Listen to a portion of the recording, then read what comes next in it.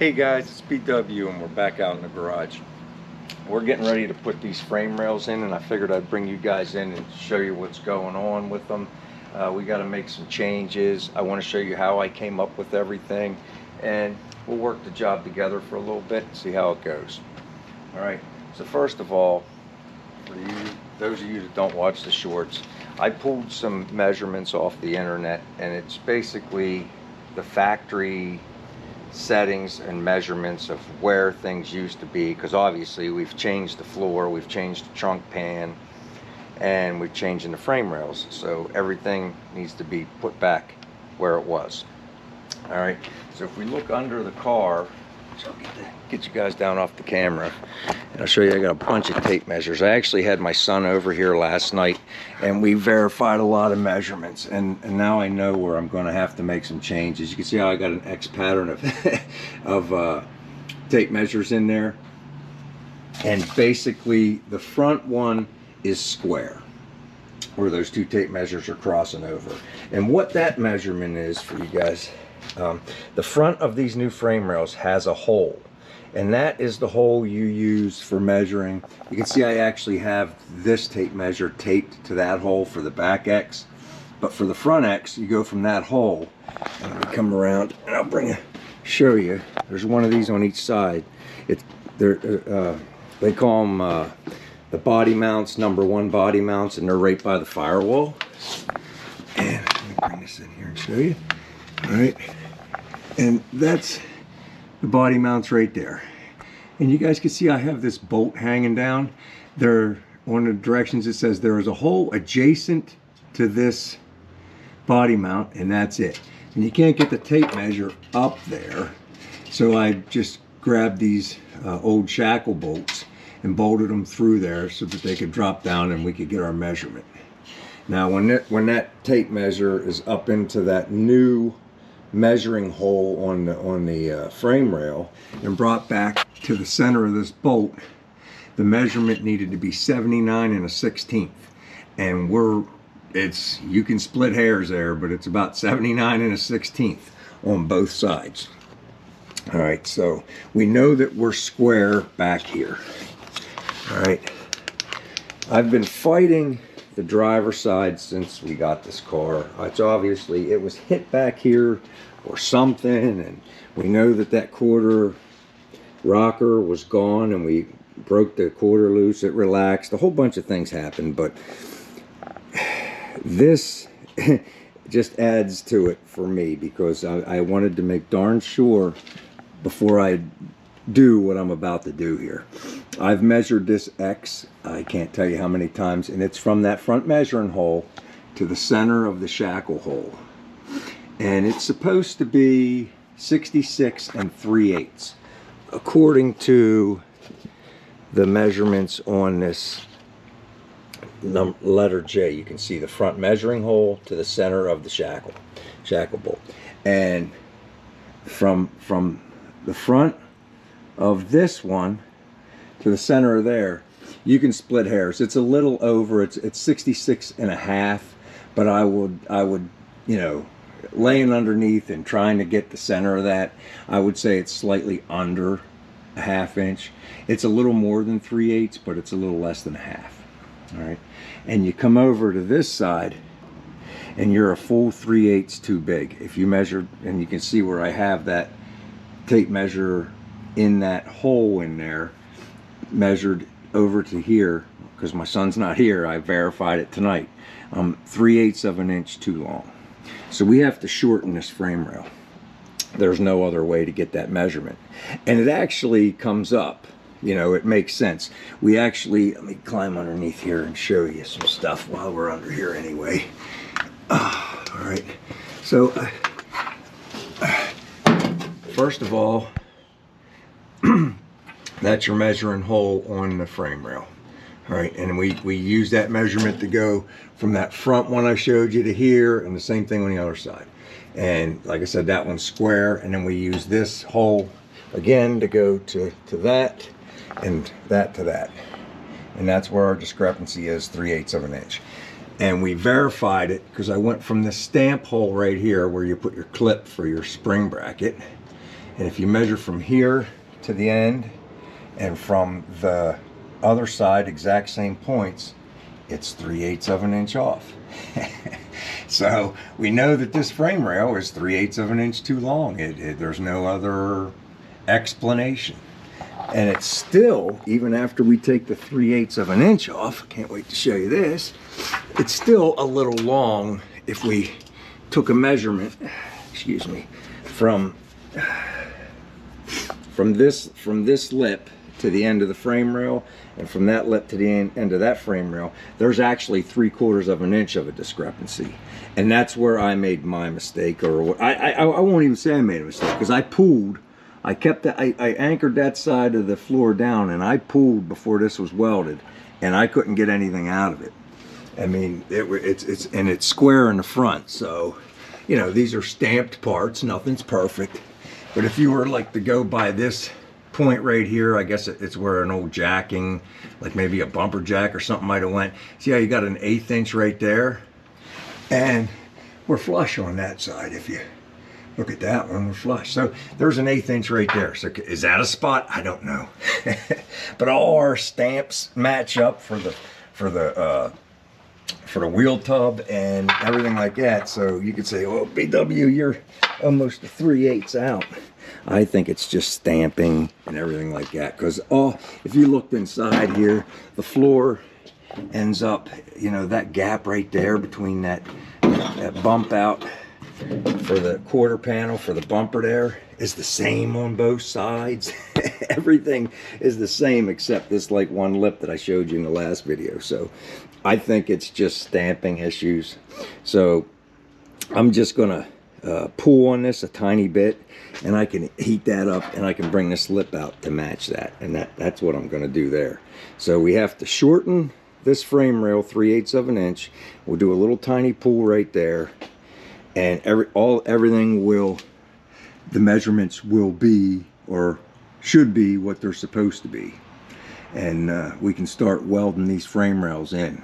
I showed you in the one video, it was a short where I was going to just take these two flat bar plates that I cut and drilled. I put those bolts in and I sandwiched them together. But when I did that, the frame rail is a lot more solid than the floor, so it wants to bring the floor down. So the thing I'm going to do there to correct that, since I have to take, and you can see how this gap is much bigger than this gap. That's another thing that tells you, hey, and that's because where the frame rail, let me see if I can get the flashlight and show you. I'm bouncing you guys around, but you can see, hopefully you guys can see, this is where the bend is in the floor, and the bend in the frame rail that's supposed to match that is about 3/8 forward, too far that way. So when I take the 3/8 out, this bend is going to just about match up, and that gap is going to get real small, just like the passenger side. So that was another telltale for me that this frame rail was too long. All right, I can see right now that the battery on this camera is about to die. So at least I got the entry point on this. While I'm charging this up a little bit, I'm just going to pull this frame rail down, and by then hopefully we'll have enough energy on this camera where I can bring you guys back in. All right, we'll be back in a few. Okay guys, I just wanted to show you real quick that we're got the frame rail cut, and we took approximately 3/8 out. It may be a little over 3/8. We won't know that until we get it back into the car.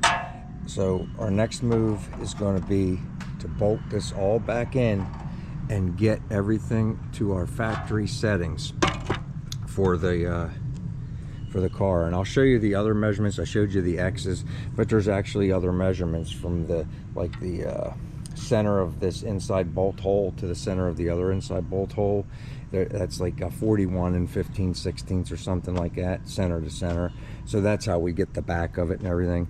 But it's important that we bolt this back in, and then we're gonna have to put a couple screws to hold this section back up in, and then we'll take our measurements. And if the measurements are all good, we'll tack it and then we can pull it down and weld it together. But we don't want to table bench weld this. We want to get it tacked after it's in the car so that we make sure it's in the right place. All right, so let me get that done. Okay guys, as you can see, we're rapidly losing daylight, but I wanted to show you real quick that we do have the frame rail back up in. Get under here and look up underneath here. All right, you can see that's where we're split right there. Okay, so we put a couple screws in to hold it, and we got the front of it back in where it's supposed to be. We just verified our X pattern, okay, and we are within a 30-second. I mean, and remember, you have to eyeball the center of this, so I know that it's good where it's at. Everything's perfect.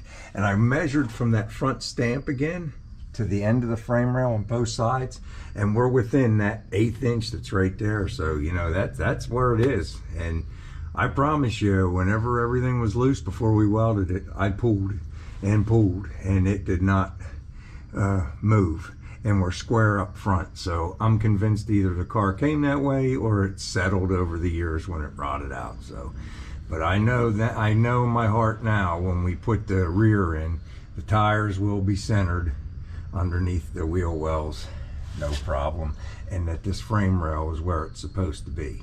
Now, I wanted to show you guys something real quick. I mean, it's like, well, how do you find this? All right, what I did is, and I showed you guys this on a short, I took these perch brackets, and I just put them, see how you have that little tab sticking up right there? I put it up into that square hole, and then I lined up the 3 holes. See, and yet one of them is on the frame rail, one of them is on the floor. Excuse me, 2 of them are on the floor. So you measure this one, or you line up this one and this one and this one, and that puts that frame rail right where it's supposed to be on both sides. Now, the funny thing is, you know, because the show stamping ain't perfect, if I was to put, the other, this one up in there, this hole right here is a 1/2 hole off, and the other 2 line up. And that has nothing to do with anything we did. And this is the original spring perch bracket, and it goes into there, but that's a 1/2 hole off. That's the stamping. That hole was not stamped where it's supposed to be. So we're just going to take a rotary file and elongate the hole. It's the only thing we can do, you know. And it is what it is. Whoever stamped that at the factory, well, it's aftermarket stuff. It's darn nice stuff. It really is, but it's not perfect. All right. And I wanted to show you guys one more thing. Look how nice. Cutting that little bit out lined us up with that stamping radius perfect, to where this gap is so small we can now just use a Tech screw to put it together. It's right there. So we're really happy with that. Now if I come out here, excuse me, I'm bouncing you guys around. I wanted to show you this outside measurement I was talking about, to know that we're in the right place. I don't know if you guys can see that. Okay, this L measurement, if you come down here, is 41 15/16, and that is the center of the rear bumper lower attaching bolts. So from the center of this hole to the center of that hole needed to be 41 15/16. You're splitting hairs, guys. I checked it. It's right there. All right. So what I'll do tomorrow morning is I will get under here with the welder, and I'll tack this frame rail in 4 spots so it will never move again. Then we'll pull it down and bench weld it, and we'll make sure it's welded inside and outside. That way we can sand the outside nice and smooth and hit it with a little paint, and it'll be like it never happened. See how nice that, let me show you how nice that, see how close that gap is now? Or it was down almost 3/4 of an inch. Now it's down about 1/4 inch. Same with that side. So we're really good. All right. I know there's something funky going on this driver's side, like we've been talking about, but we're tackling the things one at a time. And if you don't, the sooner you get them tackled, the nicer everything else will go. Because this stuff, I'm very new and very green at this, but I have learned that it'll snowball if you don't nip it in the butt now. It'll make things worse down the road. We may have problems when we put the quarter on, but I feel like there'll be less problems if we get this right now. All right, so we'll pick this up tomorrow.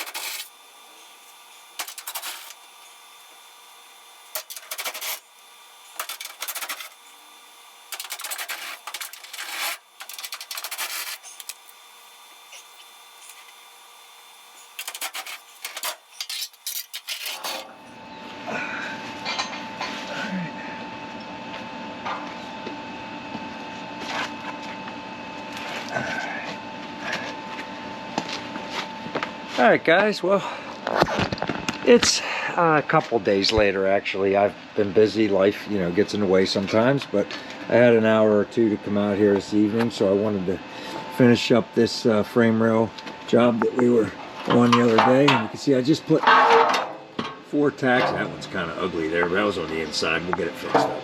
We put 4, 5, 6 good tacks on there. So now I'm just going to sand it up, and we'll get it welded out and make sure that there's good weld on the inside. We'll stick some of that nice weld through primer on there. It's got galvanizing in it, and then we'll screw it back up in there, and I think we'll work on installing these things after we take our measurements. All right, guys, well, we got it welded out. I started sanding it, and I'm like, oh, I forgot to show these guys. As you can see, we welded it the whole way around. There you go. That's where I started sanding it on the bottom when I stopped. To show you, it's a full penetration weld, guys. You can see the weld went the whole way through in there. Same thing on this side, all the way through, and then you can see it down the bottom.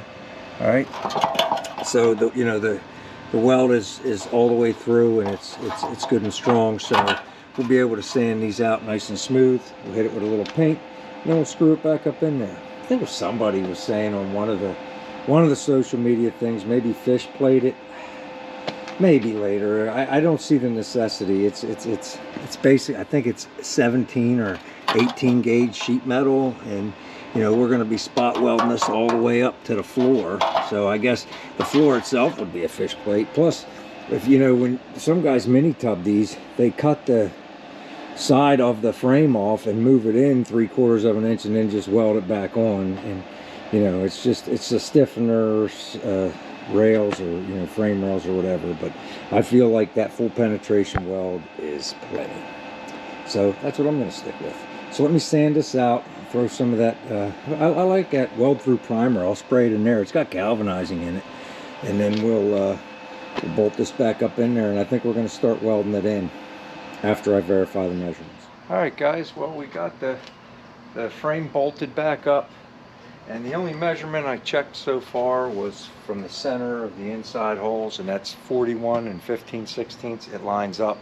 I'm going to ask my son to come over tomorrow. We'll finalize the measurements, and then I'm just going to weld these 2 frame rails in. We're going to call it done.